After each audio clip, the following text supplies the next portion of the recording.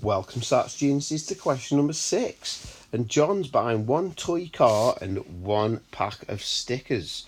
He pays with a £10 note. How much change does he get? Now, this is a very common question. We buy some objects, we pay with some money, and we have to figure out our change.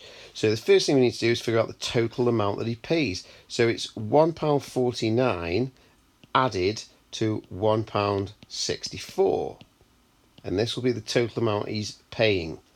So 9 plus 4 is 13, put the 3 in, carry the 1.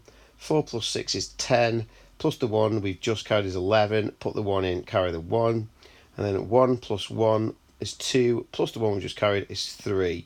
Put your decimal point back in. He must be paying £3.13, and that is the amount that he has paid. We need to figure out how much change he gets. So we take that £3.13, and we're going to subtract it from £10 note. So £10, now if it's £10 in new pence, that would be 10.00, and we're going to subtract the £3.13.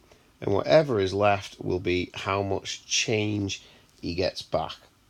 So let's have a little look at this. So 0 take away 3 we can't do, so we must borrow from next door, but we can't borrow from this 0 here because there's nothing there to borrow from. So we go next door, we can't borrow from that 0, so we go to the 1. So you borrow from the 1 and call that a 0, and the 1 you've borrowed makes this into 10.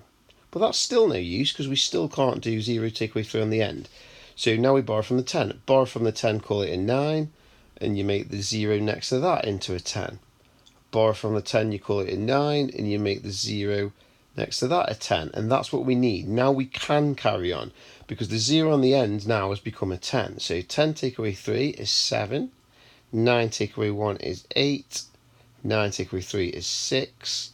And nothing take away nothing. Well, that's just nothing. We don't really need to put that in.